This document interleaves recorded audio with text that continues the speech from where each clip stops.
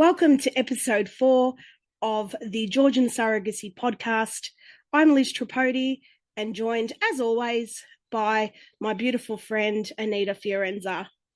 Hi, everyone.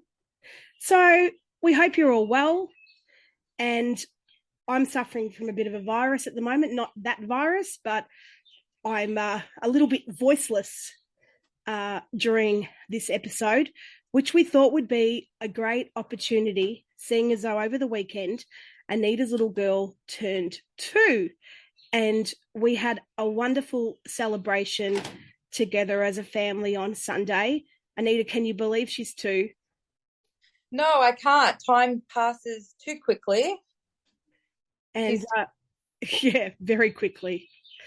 This time 2 years ago, you were still in the hospital with Annabelle in Tbilisi, and we still hadn't met her yet. I think we met her after 4 days, I think, after when you came home, 4 or 5 days. We were the first to meet her, obviously, because we're the only people that you knew. Yes, that's right. They wouldn't let you into the hospital. They wouldn't let anybody into the hospital. No, weren't allowed. I think you were bringing us drinks and food and dropping them into the car park, and Anthony was going down to receive them.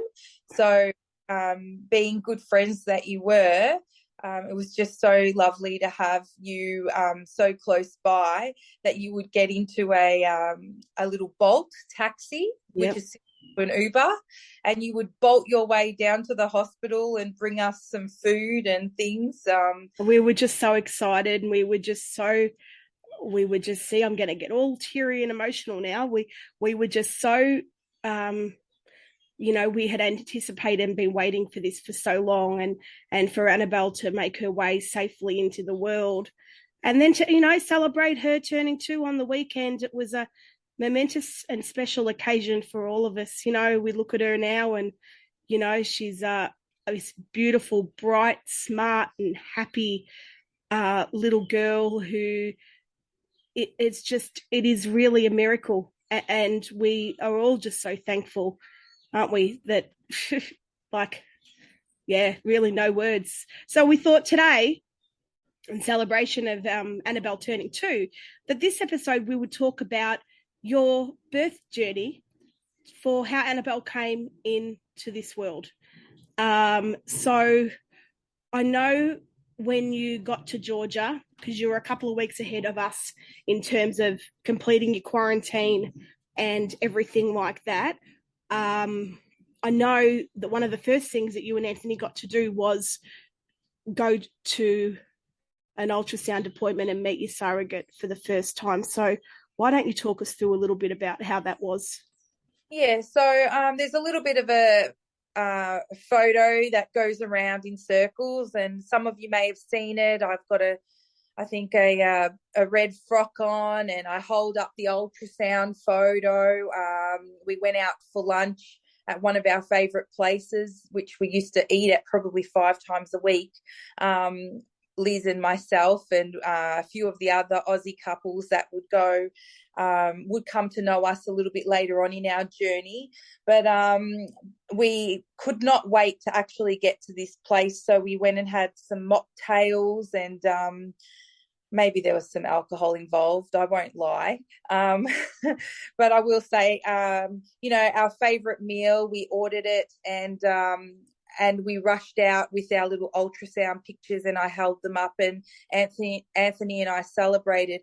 So we went to the hospital, and for the very first time in person, we met our gestational carrier, who is, I like to still call them a surrogate mum. And she is our surrogate mum. She carried our little girl all the way. She did 9 months. She gave birth, and we have our little darling Annabelle because of her. So she's a very important person in our lives, and she helped us with our journey. So how many weeks was she at this first ultrasound that you guys got to go to? 30, I'd say 36, turning 37. Okay. I would say, yeah, because I think we did our quarantine and we got out of quarantine at 36 weeks. So it was like 36 to 37th week, the start of 37. Okay, yeah, that would make about sense because we got out of quarantine. Actually, looking back in my Facebook memories, we got out of quarantine, I think, at the start of last week. So, yeah, and Annabelle was born on the weekend. So, yeah, that'd be, and you were there 2 weeks before us. So, we actually left, so we never intended on leaving Australia that early. We were going to leave at 38 weeks and then do I think maybe 37 to 38 weeks and do 2 weeks quarantine.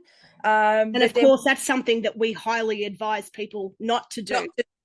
We learned halfway through our journey that, okay, I think we need to leave earlier. Let's just go. Yeah, because anything can happen, as it was in our case with the twins being born at 34 and 2, and we were there at 30. So, yeah, it's you should not leave it late. You need to get set up and all that sort of stuff. I know that a lot of people that do leave it to 38 weeks end up, that were in quarantine, ended up with their babies being born and just having pictures sent to them like this, your baby's being born, and that was stuck. There was unfortunately a couple of cases where we know of babies being born, and unfortunately the parents were in quarantine and had to ride it out, and they missed the birth completely. Yeah, so happy. Yes, sorry, go.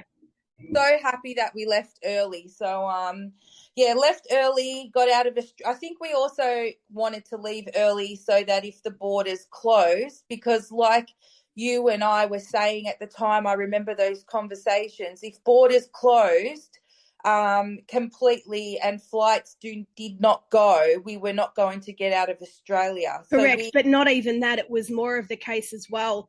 Apart from the difficulties that we had of getting out of this country, there was also the issue that at one point for about 4 or 5 months, there were no flights going in and out of Georgia at all. No, that's right. So we had no flights to get into Georgia. We had no flights to get out of Australia. We had babies being born over there. We were trying to get our documentation done. We had to get permits to leave Australia, permits to get into Georgia. The little people that we were talking things through with, people that I would never even need to think that I would be discussing and having conversations with. I can't even remember the departments that we were talking to along the way. It was something that I go back. I've got massive brain fog, actually, Liz. Who did we end up speaking to? What was the Georgian consulate and the consulate in Turkey, the Australian consulate in Turkey. No, the other people to get our permits. The Ministry of Health, the Georgian Department of Health.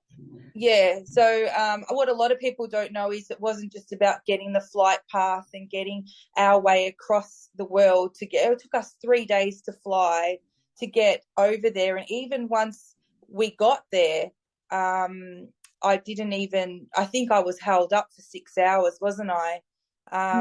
You were because customs to get to Georgia. They wouldn't let me in. They wanted to send me back to France with all of my luggage. Yeah, unfortunately, for some reason they'd made an error on the entry paperwork with the government between the consulate and the Ministry of Health, and we were lucky. Our names were on the list, but for whatever reason, yours had been stuffed up.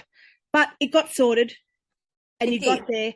So talk to me about the day or a couple of days leading up to Annabelle's birth. Yeah. So, okay. So we got our ultrasound done.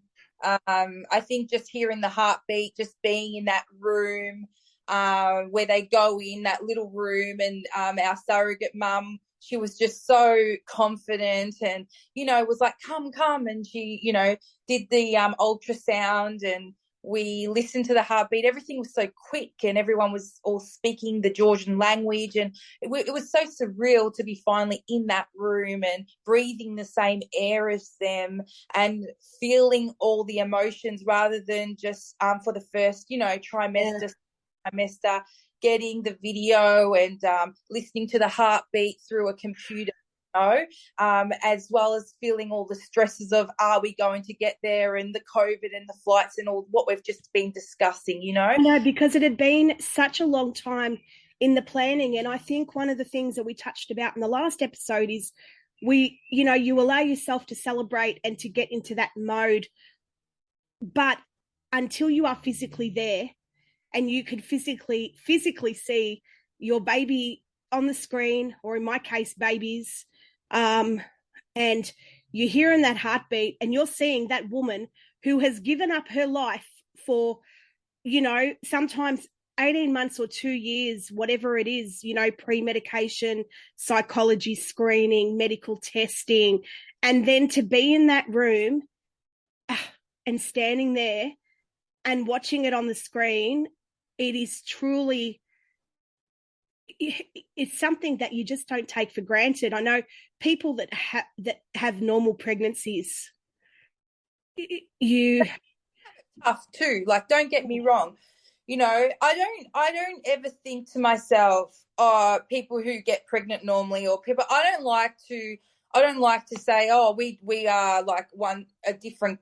I don't like to say we're different from them. Actually. No, I agree with you, but I think my point is that I think it is because that choice has been taken away from us and we don't get to experience that. I think to then finally be in that room to see and to almost feel it yourself is such a momentous occasion. Yeah, I know. But I think sometimes maybe there was some kind of I don't know. Sometimes I think to myself, I don't know, I've got to remember I'm being recorded here, so maybe some people might take it, the wrong way. But I don't know. Am I glass half full or am I a glass full kind of person? I think that's the only way I'm going to say it here. There were times in my life where I could have looked at this and thought, in my situation, I'm a glass half full person, but all I can think of is maybe having the cancer, having a hysterectomy, having going through surrogacy. Yes, I couldn't see it all from the start, but I think I even knew when I had cancer, when I had no opportunity to have kids, I was the kind of person who just looked ahead and just thought, well, there's going to be a way I'm going to have a child no matter what. People thought I was a little bit nuts all the time. People were just like, is she all right? She can't have kids. But I never once sat back and said, I can't. I always said I can, right? And then when I was always the glass full kind of girl, right? It's like I came out of cancer that way. So I saw myself as lucky that I lived. So because I saw myself as being lucky to have a life, I always just went forward no matter what with anything. Whether I was going to have a child or not, I don't know. But I just was that kind of... I think that's a really beautiful perspective. And of course, our journeys have been completely different. You have battled so many health issues. And even though our journeys were for a very similar amount of time, mine was 13, I think yours was 10 or 11. And the reasons that we both came to surrogacy were really different, but I really respect you. And I've been certainly the same. I was never giving up. I think my thing is that, especially because we had a difficult pregnancy with our surrogate being hospitalised a couple of times and the risk with carrying twins, you always carry that fear that there are always going to be complications. So I think I really couldn't breathe that sigh of relief until I really was in that room with that first ultrasound for me. I agree 100%. Yeah. It's not that I'm this glass full kind of girl with no fear. And you were lucky too, I must say, because you had, by all accounts, a textbook. It was a textbook pregnancy. It was a first-time transfer under a guarantee program, which was successful. And she had no complications throughout the pregnancy. She looked after herself well. She did everything right medically by the doctors and by you guys. And of course, Annabelle was born at a healthy weight and a healthy weeks. And so then. But I'll stop you there. Yeah. So of course, okay, we all know it was okay. Not everybody knows. They're about to know. They're about to know because they might be first time listeners. But there was the other side of because me and you, we are, or you and I, we are the yin and the yang, right? Yes, very much so. If anybody who doesn't know Liz and Anita, or Anita and Liz, however you want to say it, we are yin and yang, right? And we're that peace symbol with the black and the white, and we come together and we mold each other so well. But I do want to say, so after this ultrasound, some people might not know that I went home and cried because I had allowed myself to just feel. I had put this front on. I think anybody who spoke to me from home for that 9 months and just knew what I was going through leading up into leaving, people would come up to me and say, "Are you leaving? How are you going to leave? The borders are shut." You know, I know. We got the same thing. How are you getting permission to leave? You can't leave. You can't get out of Australia. You can't. And then they would probably say, "Oh, yeah. Oh, she's going. Is she really going? Is she getting out of Australia? She's nuts." Like, I had so much, there's so much other stuff that people would have said, but it's fine. I was going. My baby was being born in another country, and there was no one, look, she doesn't listen to podcasts. It's all right. Even my mother said to me, there was no way that I was leaving Australia. In her right mind, she didn't want to know about anything that was happening because she could not. Italian mothers, bless them. No, she couldn't. She was just like, even when I got there, she didn't want to really understand what was happening until I had a baby and was holding it in my hands, because I think she was so fearful of the whole surrogacy situation and everything. You know, I think any parent or any close friend or anyone that's been with you through that journey are all going to have fears for you. They may not tell you exactly what they're feeling, but you can certainly see it on their faces. Oh, yeah. If I tell my mum that I'm going to have a sibling journey for Annabelle, you don't want to know what she says to me about what I've been through to go to have this journey, and now what I really want as a mum for my child now. It's scary for anybody to think, you know, and she's going to go again. She's going to go and do this again. And, you know, what makes her think that she can go and do the impossible and make it possible again? Like, is she crazy? Anything's possible. Anything in this world is possible. Have I not just proven that the impossible is possible and I can do it again? Absolutely. Yes, that's right, you know. And I cried for days. I did. I cried myself to sleep. I couldn't sleep. I didn't sleep for days, I think for nearly 2 weeks until she had the baby, because they would tell me the baby was coming any minute. When I got there after that ultrasound, I said, the baby will come any minute. So I had no idea. I'm not the mum. I'm not the one carrying, well, I am the mum, but I wasn't the mum at that stage carrying the baby. So I couldn't feel. I know, and all you do is keep an eye on your WhatsApp, waiting for a message or waiting for something, because you just don't know when something's going to happen. That's right. And they say, pack the baby bag because you've got to go to the hospital, just like any other mum giving birth. So you're ready to get in that taxi and bolt to the hospital, and you're waiting for the message to come to say she's giving birth. So when the day does come, let's say the day's come, which actually it was she 38 weeks? She gave birth 38 to 39 weeks. Yeah. And our surrogate mum wanted to do natural. She didn't want to have any drugs whatsoever.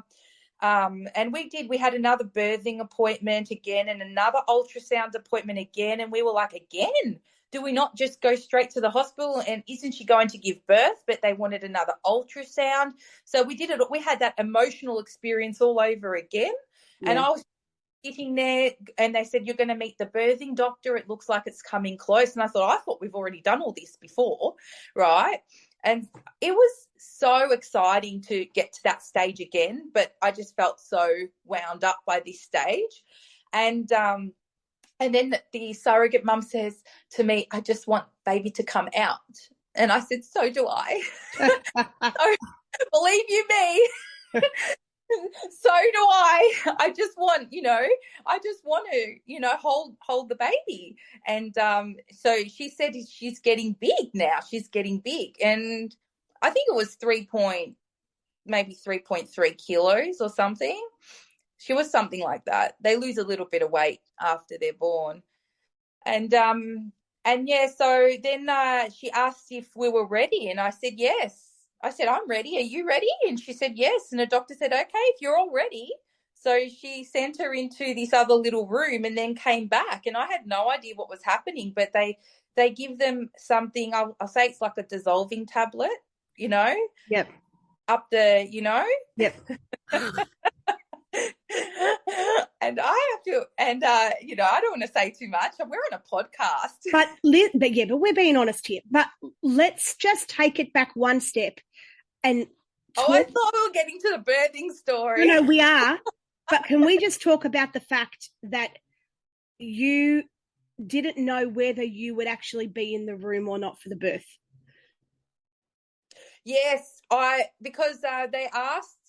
I didn't know, but they asked if because the whole time throughout the whole process, I had wanted to separate myself mentally from the, I had imagined that my husband and I, that we would sit in the next room like two people and then have our little baby presented to us and be like, here you go. Here you go. It's all here now. Yeah. Like, it's funny what you picture in your head. And let's just clarify as well. Annabelle was born at Chachava Hospital, which is the clinic that you had signed with, and so she was actually born there. So sorry, keep going.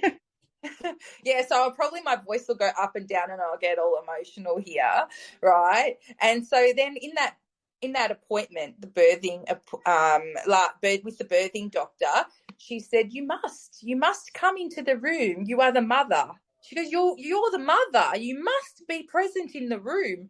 And straight away I thought, oh, and here she comes now. My daughter's coming right for the birthing story. She wants to be a part of it. Always on the podcast. Yeah, and she said, you must be in the room. And of course, those of you who know and who are listening, they're a bit strict with men being present in the birthing suite. They sort of need to be outside, but can be in pretty much straight away. They're allowed to. But not all of the hospitals are like that, interesting enough. Yeah, we're learning that there are one or two hospitals that make exception for this, and I don't know, but not at the Chachava hospital is what I understand. So I'm not sure. So if we did have friends of ours that had a son who was born in Georgia when we were there, and our friend, the male, he was permitted to be in there. Well, is that both him and his wife? We won't mention any names. Yeah, that's right. But I'm not sure if that's Gaggle. I don't know. Is it Gagua? It was a different hospital. Different hospital. I'm not sure what hospital it is. There are one or two hospitals around that may permit it. So we have to look into it. Which ones do? Which ones don't? If there's a law that allows it, I'm not sure. So, being a little bit nervous, I asked if my power of attorney, who's my coordinator, who I was quite close with, if she would accompany me.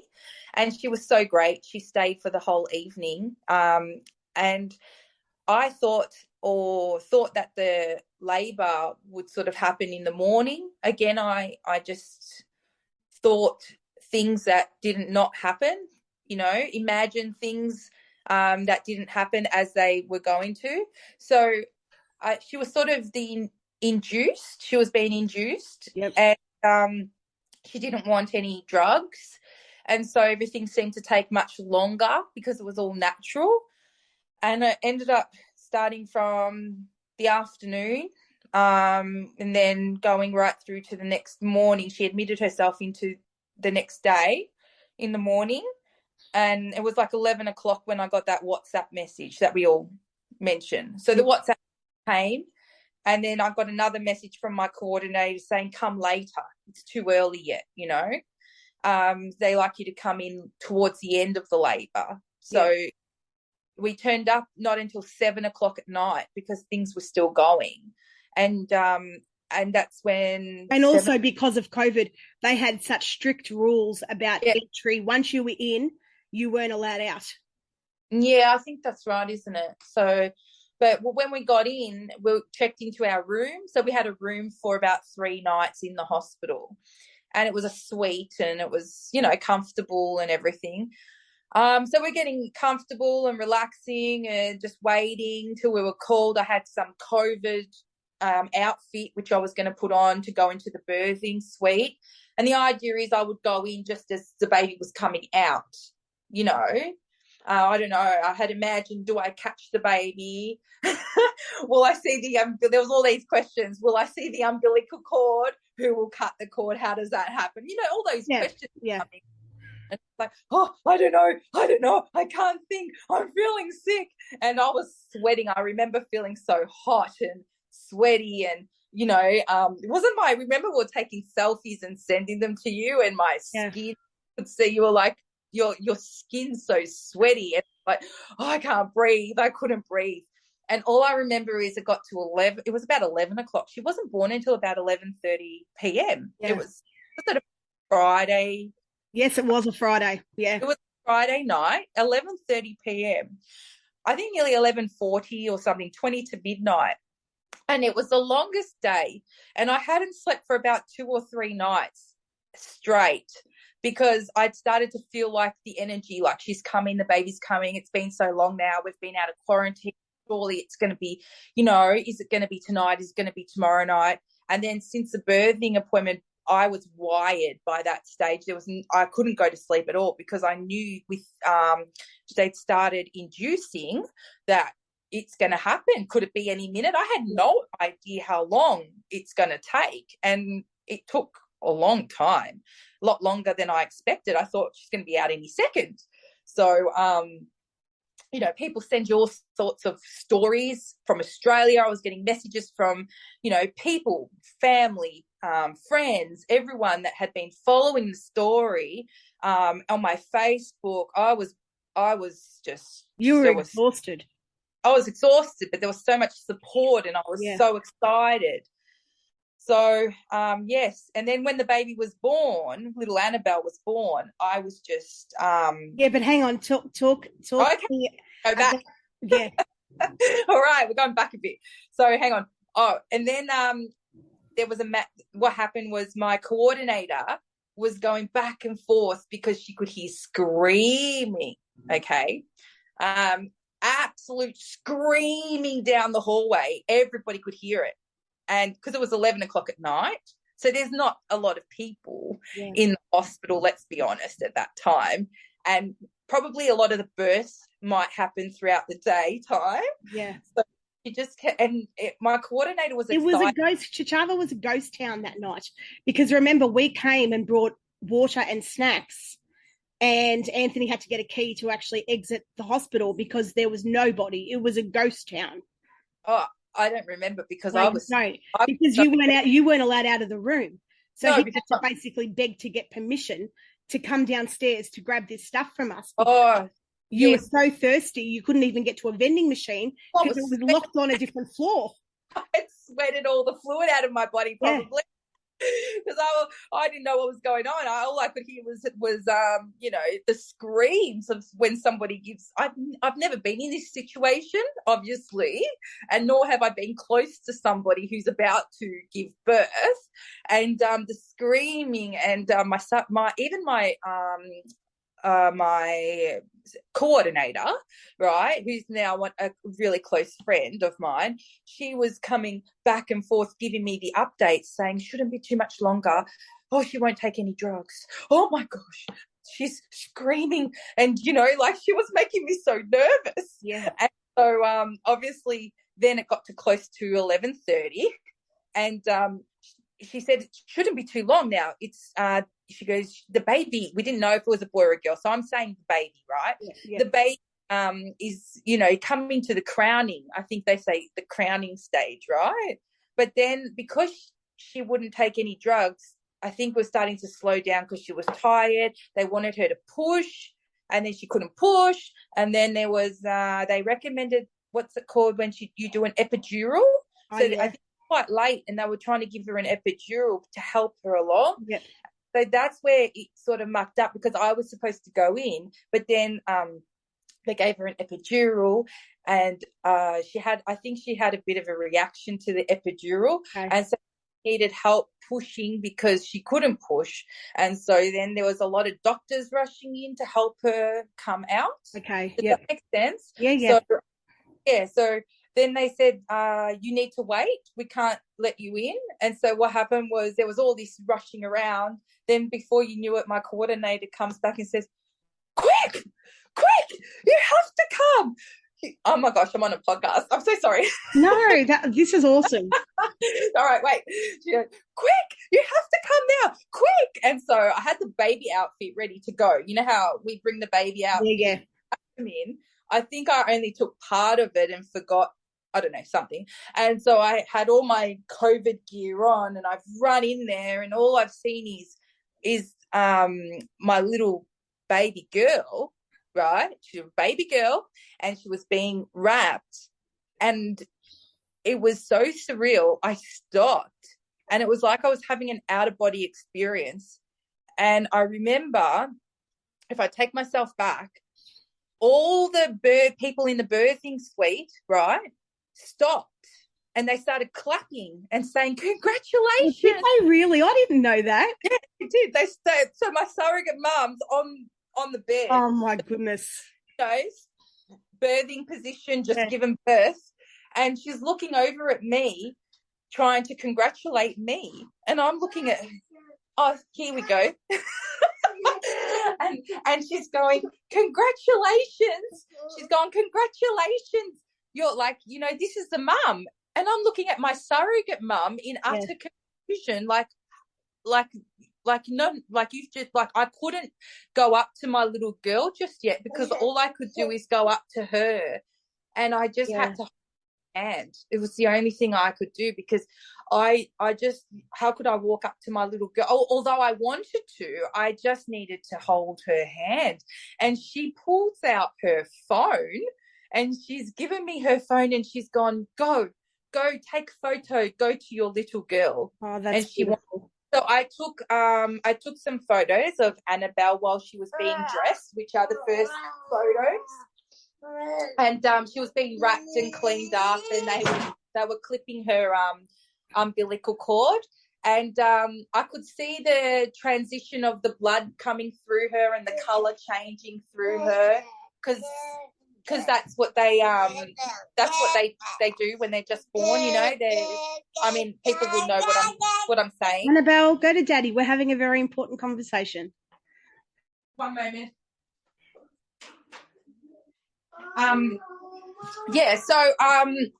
It was just surreal, very surreal to see that, because she had just been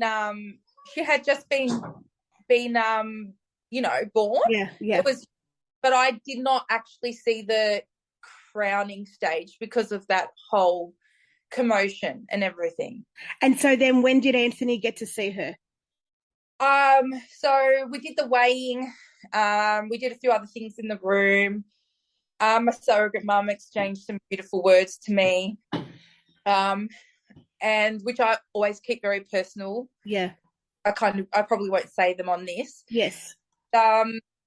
And then after a couple of minutes, so quickly, we were into another room. Yep. By that stage, my coordinator, she had, in between all the commotion, she had disappeared behind the scenes and gone and run back down the hallway to get Anthony and bring him into the room next to us. Yep. So while this was all happening, I was being moved to the next room with the baby. with Annabelle that Anthony was already there waiting for me. Yeah. And the nurses had dressed Annabelle into her little onesie that I had brought, and then wrapped another little cocoon wrap around her as well. Yeah. So, yeah, and I was still standing there staring, Yes. staring at her like, oh, like, oh.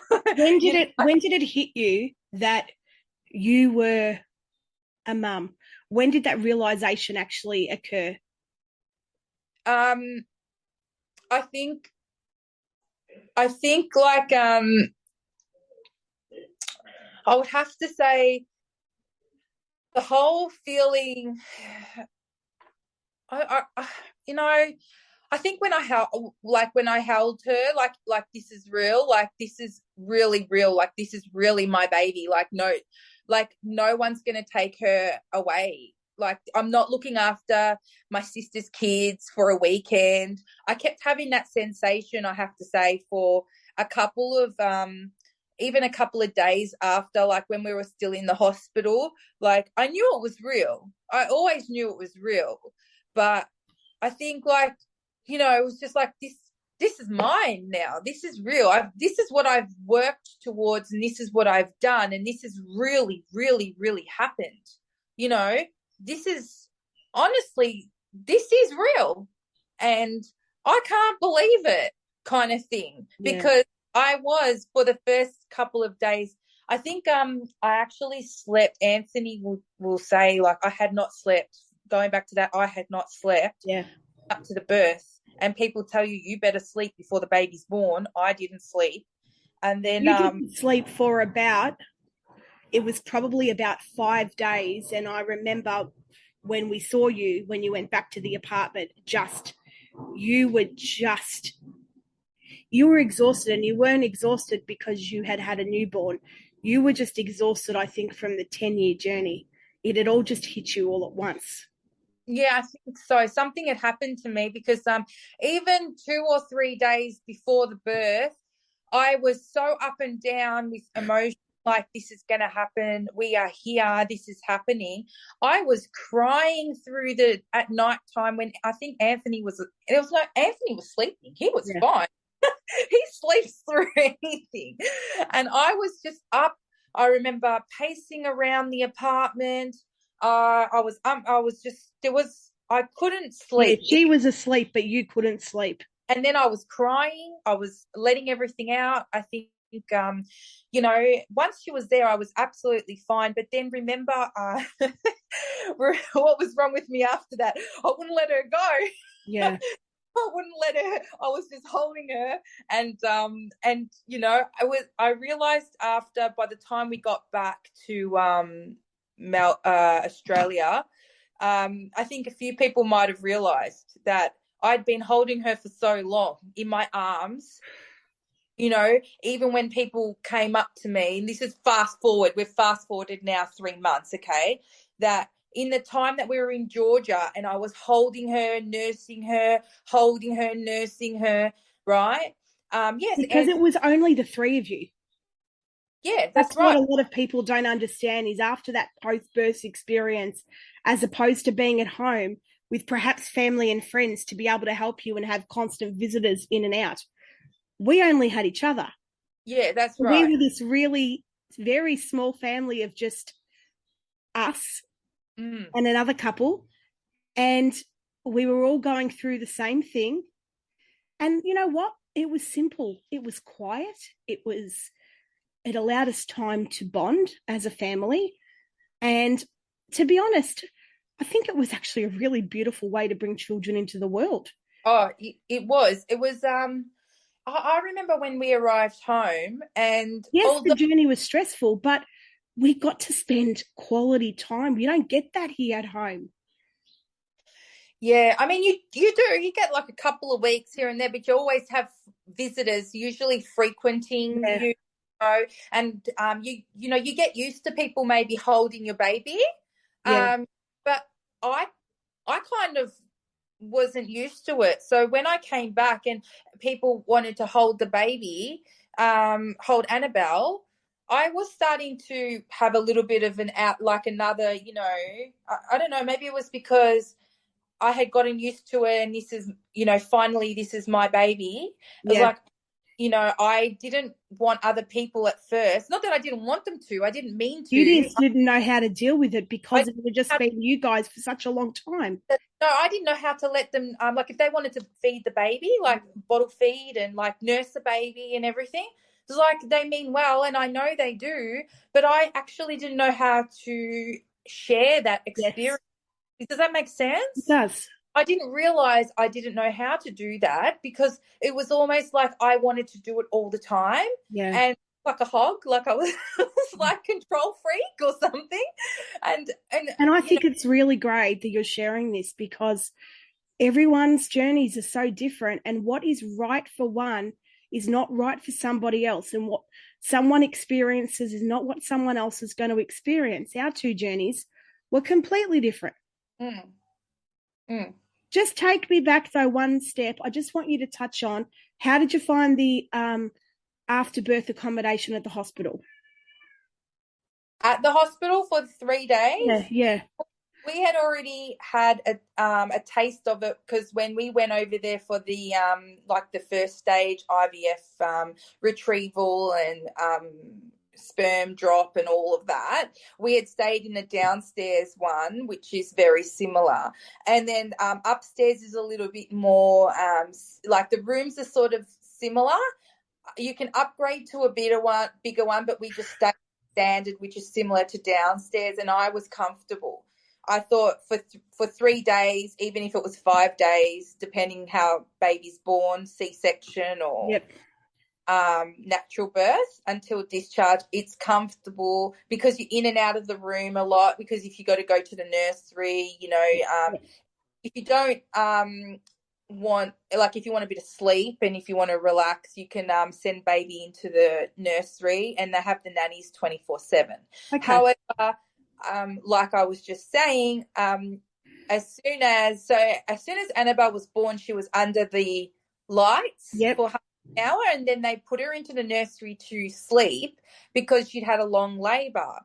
And so, I'm just going back to the birth for a second. So what happened was I straight away was on my, it was like around 2 or 3 in the morning, and my coordinator was ringing me to say, have you got Annabelle in your room yet? And I said, no. I said, they haven't brought her to me. And she said, that's okay. She goes, you go out there and you get her. She'll be in the nursery. And yet she was. So I asked the nannies if I could bring her into my room. And I just got the bassinet and I wheeled her in. And they said, don't wake her. She's had a long labor. When she wakes, you can hold her. But I think it was at that moment, like, again, I couldn't sleep straight after the birth. Normally, I don't know what happens straight after a birth normally, but Anthony and I were just staring straight down at our little girl who'd just been born, yeah. and we could not take our eyes off her. And then Anthony was like, don't you want to just hold her? And I said, yes, I do, but they said for me not to hold her yet until she wakes up. Do you know what I mean? Yeah. So we're like, how long do we have to wait till we can hold our baby? So it was things like that, and then as soon as she did wake up, which might have been an hour or two later, I was just nursing her nonstop, then the feeding and then sleeping and things like that. And obviously then it's 3 hours on to 3 hours off with the feeds and things like that. And we didn't realize then that I would never sleep again. So would never sleep again. And so I think it was a long time before I slept. And Anthony said, you just crashed. You absolutely just crashed. Yeah. And he was so scared to touch the baby at first, Annabelle. He was so scared to touch her being a little newborn that I actually crashed out, and he had to call his mum back in Melbourne to say, she's fallen asleep and I can't even wake her and we've got a newborn here. And that's when that's what happens when you're a new mum and a new dad. Like, we were in an overseas country, and we only had we had nurses and nannies over there who spoke Georgian and were coming in and saying, things to us in Georgian, we in another language, in very broken English, and we just had to do our best. We didn't know nothing about being parents. It was our first time. But we do have to say though, both me and you, I mean, we did have a wonderful doctors and wonderful pediatricians at Chachava post birth, and the English was excellent. You had Dr. Tata, I had Dr. Salome, and then we both had Dr. Patty as the pediatrician. And that was great. Like the girls. I think they worked on, because she was born like on the Saturday, Sunday. We didn't really see them though until the Monday. Correct, yeah, because they worked during the week, yeah. Yeah, but otherwise we got by. Like we got by because the coordinator who speaks fluent English was like on the phone, was calling, and she would make a special trip in on. And their communication was absolutely fantastic.